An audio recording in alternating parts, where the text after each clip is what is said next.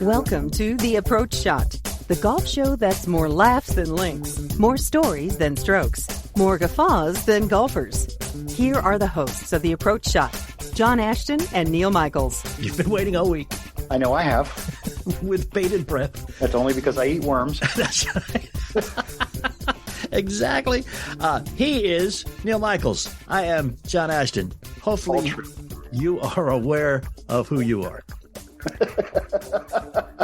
Self-awareness is something that so few of us have anymore these days. I don't know if people notice this, but you always do the introduction for you and for me. Mm-hmm. That takes so much pressure off of me because sometimes I forget.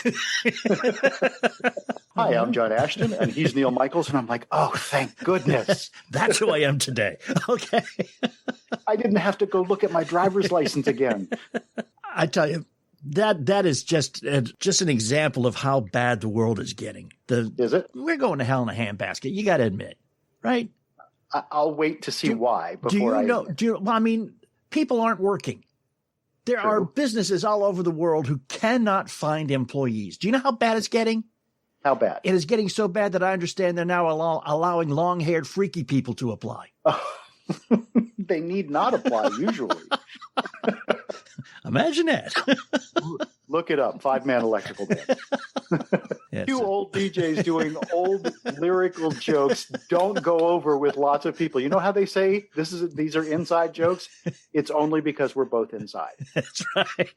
We should be put away. We are going to talk not only about golf a little bit, we're going to talk about golf a whole bunch. A lot of bit. Today we will be talking a lot of bit of golf. And I have to tell you that if you have a tendency in your life to listen to something and then get very jealous, today you might not want to listen because you will be very jealous of what our main guest does today. His name is Joe Fellini, not the movie guy Fellini. No. How does that go again? He pretends he's Fellini and Antonioni and also his countryman Roman Polanski all rolled into one. Claude Hooper Bukowski. More lyrics. This is why it's from Hair. I will always have you as my co-host wherever possible. It's from Hair, man. Manchester, okay. England. I just like letting him go. This is fun. They let me. I was living in New York City. I was a young teenager. They let my cousin and I go to see Hair unaccompanied. Oh, wow. Okay. Would you let a 16-year-old walk through Manhattan unaccompanied? Not anymore. No. But I do want to say that it was a red letter day in my life. And if you want me to cut this out, I will, but I'm going to tell you flat out. Her name was Heather McRae. She was Gordon McRae's younger daughter, Meredith McRae's younger sister. I remember this. She was in the original Broadway cast of Hair. Okay. And she was the first woman I ever saw in the flesh, literally. Oh. Yes. Without stealing one of my dad's Playboys. It's a lot more fun when it's literally moving around and stuff. Right there. That's a good day. And it was like, wow. I like how these two things have one large string in common. The whole going to see Hair and then the long-haired freaky people not apply. That's right. Apparently John needs a haircut or something. It's something about his mind today. Let's get back to golf. This dude, Joe Fellini, has played golf at 380 plus golf courses. Yeah. And he's not done yet. No. And as you will hear, a lot of them, most of them, are on the East Coast. So just imagine if Joe felt compelled to go overseas or to the Midwest or to the West Coast. Right. It could be thousands. It could literally be thousands. I want to be his caddy is what it could be. But anyhow. So it'll be a lot of fun to listen to what Joe has to say today. And we have one of the funniest people on the planet in Golf is a Funny Game, Jeremy Nunes, who just finished his dry bar comedy special. We seem to have a lot of those these days, and for good reason, because they're all really funny. They are. And I will tell you, John, after talking with him, the most interesting thing is some of his funniest bits that you can see online, he didn't get to, so we have to have him back so that we can get to some of them. Joe Fellini, who's going to make every golfer in the audience jealous as hell. And Jeremy Nunes is going to make you laugh and forget all about your jealousy. That's coming up with the Approach Shot. Don't you move. You're still running your business on QuickBooks? QuickBooks? More like quicksand. You do know that the bigger your company grows, the faster you sync with outdated software that just can't keep up, right? It's Neil Michaels, and as a business owner myself, let me ask you this. Do you have time to deal with manual processes, multiple systems, delays, and scrambling to get the numbers you need? Yeah, I didn't think so. It's time to get out of the quicksand and get on solid ground with NetSuite. NetSuite by Oracle helps you automate your key business processes and close your books in a fraction of the time. Think days, not weeks. In fact, 93% of surveyed organizations increased visibility and control over their business since making the switch from QuickBooks to NetSuite. Right now, NetSuite is offering a one-of-a-kind financing program only for those ready to graduate from QuickBooks. Head over to netsuite.com/approach. That's special financing for you graduates at netsuite.com/approach. Again, netsuite.com/approach.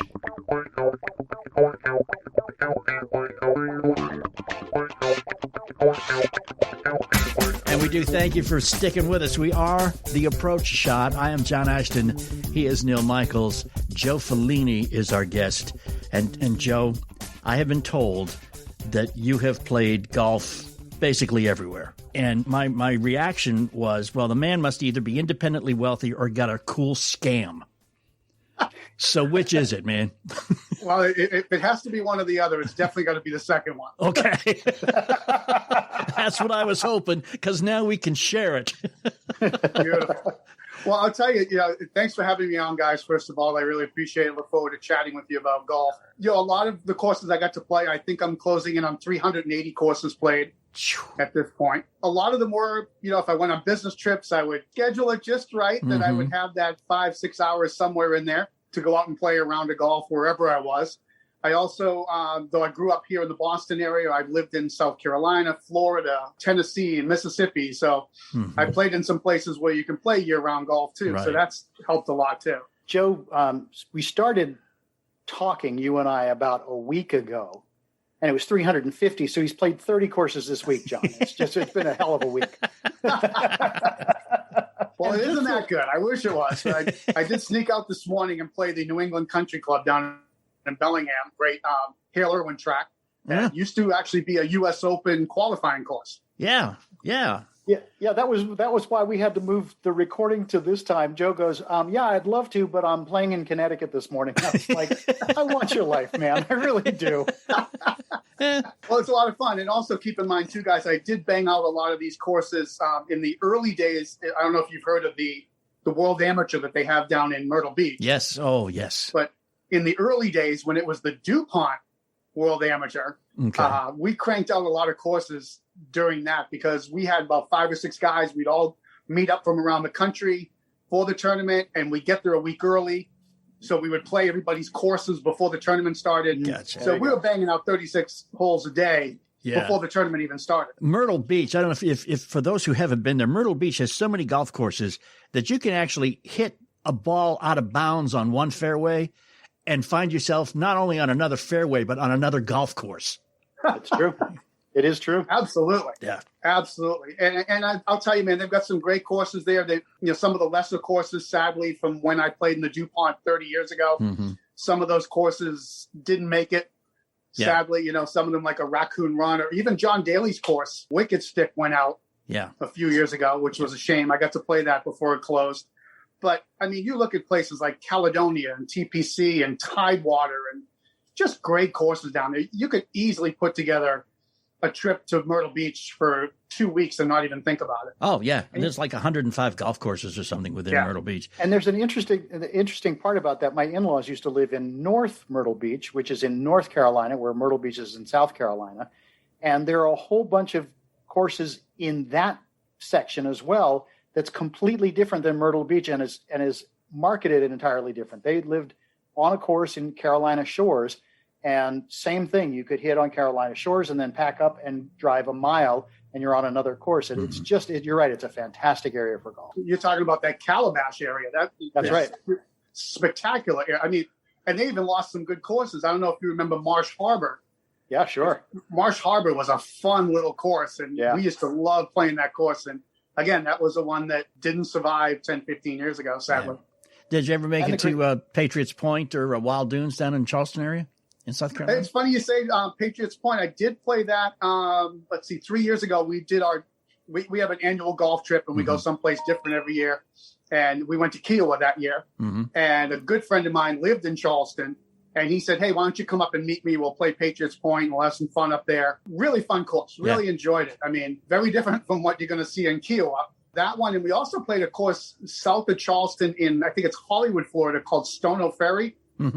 Very cool course. They actually have remnants of the Civil War on the golf course. Yeah. Oh, wow. So they have like a cannon from this really cool golf course. Except in South Carolina, it's not the Civil War, it's the War of Northern Aggression. That's right. Yeah. That's right. And much better than the courses I played where they actually still had some decomposing bodies on the course. So well, that's California, not nearly man. as good as the cannons. You hit that one like a decomposing body. But they do say, hit it like... Oh, so you're talking about Trump Ferry Point in New York. Boom! And Joe's not invited back there. Well, actually, the reason I say that is some of Old Yankee Stadium is buried under Trump Ferry Point. Oh, really? Yeah, so when you're playing some of those holes, you're actually playing on top of Old Yankee Stadium. This is where they threw that stuff. Wow. That's remarkable. All right, Joe, so we're jealous of this. You've got 380 courses and clearly are keeping count, which, is a wonderful thing. We're going to live vicariously through you. I know you're a sales and marketing guy. How do you get out to play that often? Well, again, a lot of it was living down south. You can play year round. So, a lot of weekends, a lot of early morning tee times, especially when you're living in Orlando and it's August, you certainly want to get out there as early as you can. So, and it's actually what I go out of my way to do. I go out of my way to play different courses. I really enjoy, though I was a member, I don't know if you remember Norton Country Club when you lived up here. I was a member at Norton for a few years. And, it's great. I love being a member of a course, but you just can't beat the different golf courses. So, a lot of what I did was obviously weekend golf, getting out early in the morning. And like I said, business trips, I got to travel a lot. And one time, good example of that was I went to Birmingham, Alabama on a business trip, and I carved out some time to play Ross Bridge, which is on the Jones Trail. What a spectacular course that is. Yeah. It's a lot of that stuff. It's a lot of just carving out that time and getting that niche and getting out there as much as you can. So when did you start playing golf, Joe? I was probably in my early 20s. So, oh boy, see, you're going back to the 80s. Yeah. For a golfer that's so adamant about it, it's relatively late in life to start. Absolutely. Because absolutely. Well, I was an athlete in school and I really didn't think about golf too much. And then when I got out of school, really my buddies and I just went to the Norwood Country Club in Norwood, Mass, and went to the driving range and just to see how far we could hit the ball with a driver. Yeah. Just had fun with it. And then we looked over the golf course and we said, geez, we should try this sometime. Yeah. I agree with you, too, about the whole country club thing. I mean, I don't want to cast aspersions upon country clubs because they're great. But you start to think, if I'm paying this much money to play here, I should play here. It does make it kind of boring when you play the same course, even though golf is never the same on the same course 2 days in a row. But still, you get to the point where you can almost do it with your eyes closed after a while. You're right. But I am looking forward to my wife and I are talking about retirement now. We are looking to go down to Hilton Head.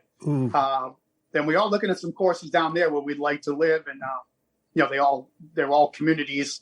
And if you live in the community, you're a member of the golf course. So right. I am kind of looking forward to that, actually, just for the camaraderie and everything that goes along with it. I mean, it's a lot of fun. And then you can still, from Hilton Head, it's easy to venture out and play some other courses, too, once in a while. They're all over the place, man. Yeah. So, John, you'll notice that Joe has not mentioned anything off the Eastern Seaboard. No. And when we were talking before, you said most of the courses that you've played are east of the Mississippi. Right. We did do a golf trip 2 years ago where we went to Arizona. Had a great time. We put together a really cool trip. And one thing that we like to do on our trips, guys, to get off point a little bit is I like to, I work in the travel industry, so I'm always the one putting these trips together. And I like to find something fun for us to do that's away from golf. So that year, 2 years ago, when we went out there, we stayed in Scottsdale. We actually got in on a Saturday, and I had tickets for us to go see Arizona State play Southern Cal in football. Oh,